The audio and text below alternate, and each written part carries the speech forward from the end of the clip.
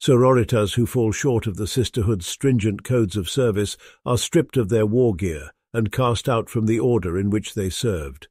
Known as Repentia, they are banded together with others who have fallen from grace, and in these squads are given the opportunity to wash away their sins with the blood of the faithless. Clad in rags and filled with an unquenchable desire for atonement, Sisters Repentia charge across the battlefield to the sound of howled prayers. In the heart of each warrior is the knowledge that she has failed her sisters, her order, and her emperor. She knows that she exists only to slaughter the enemies of the faith or to give her life trying, and so rushes forwards without heed to her own safety.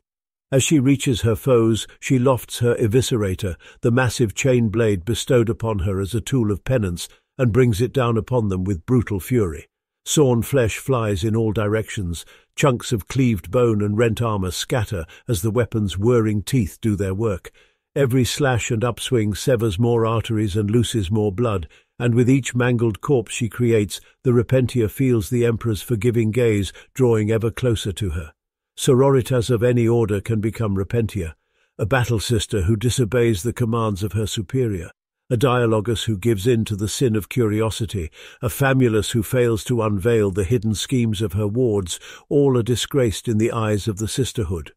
They are exiled from whatever order they served in and given over to one of the orders militant, where they undergo merciless spiritual and physical reconditioning. When the order that has taken them in goes to war, the Repentia are typically placed at the fore of the conflict, a kindness that allows them the greatest opportunity to wreak penitent slaughter on the enemy. It is possible for a Repentia to redeem herself through deeds of great bravery and butchery. In fact, some of the greatest and most faithful champions of the Sororitas were at one point Repentia, such as Celestine, the living saint. Those redeemed in this way are revered by their fellow sisters, for through them the Saviour Emperor is shown to shepherd his servants through their hour of weakness. Some sisters even go so far as to submit themselves to becoming Repentia, citing their slightest shortcomings as reasons for penance. The solemn task of guiding wayward sororitas in their atonement falls to a Repentia superior. These veteran sisters act as overseers and taskmasters, driving the Repentia forwards in battle and watching vigilantly for any remnant signs of sinfulness. With bellowed words, the Repentia superior exposes the guilty soul of each of her charges, recounting with scorn the failings of their faith so that their self-loathing and humility remain red raw. The paired neural whips carried by a Repentia superior are laced with electrosynaptic fibers. Upon contact, these send a jolt of physical and mental anguish coursing through a target's body. Before battle, each Repentia takes the fall of one these whips in her hand, filling her body with pain. The agony she endures reminds her of her guilt and inures her to physical suffering, which is a necessity if she is ever to achieve absolution.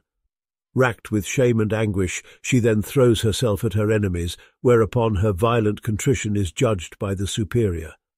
On the battlefield, the Repentia superior uses her whips to strike down the enemies before her.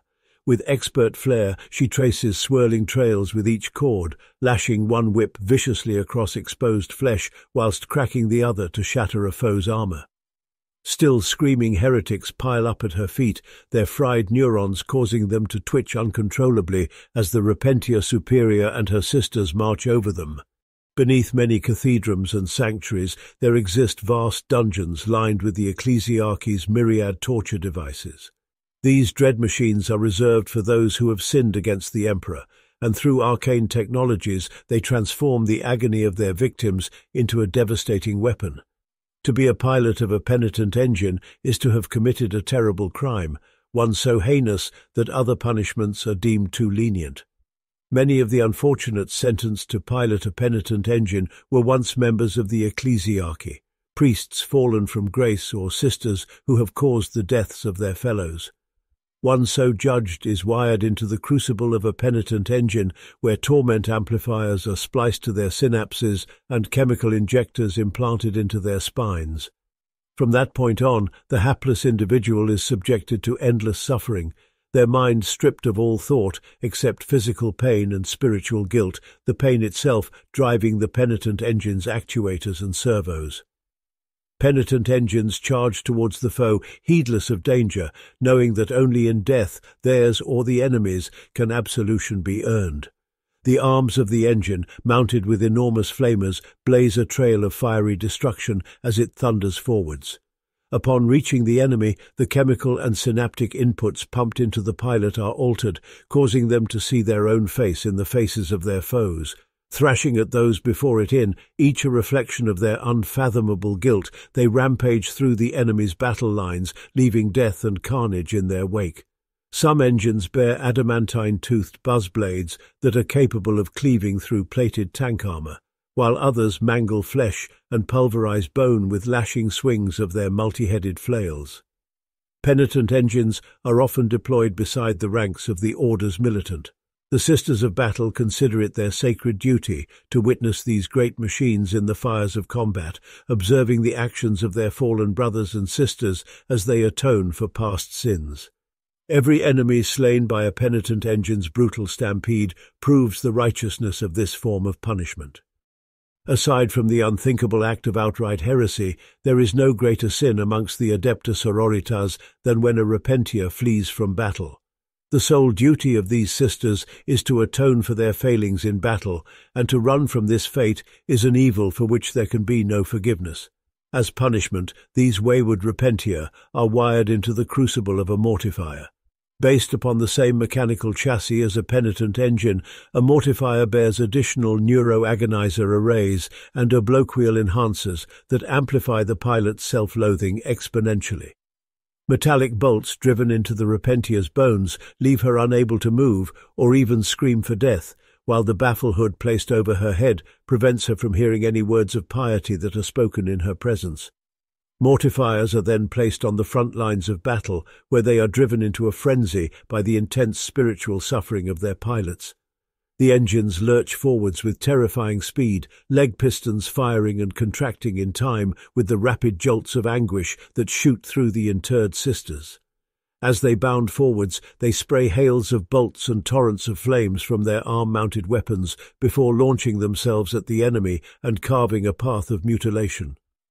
All joy that would come from seeing heretics torn to shreds is denied to the Repentia, stripped from their minds and replaced with more pain. Their only hope of release from this torment, from this cruel existence outside of the Emperor's light, is to find oblivion in death. And yet when a mortifier has sustained an obscene amount of damage, and the sister within senses that her end is at last approaching, the pain of knowing she will die unredeemed sends the machine into a tortured death throe, a wild and final whirlwind of devastation. To those Repentia who not only fled but betrayed their sisters in battle, an even worse fate awaits. After being wired into the crucible of their mortifier, they are further entombed behind thick adamantine casing. This sarcophagus protects their tortured bodies from incoming fire and desperately swung blades, denying them the release of death. Known as anchorites, the sisters behind these lifeless masks are forced to face their torment in absolute isolation, enduring years or even decades of agony before meeting their end.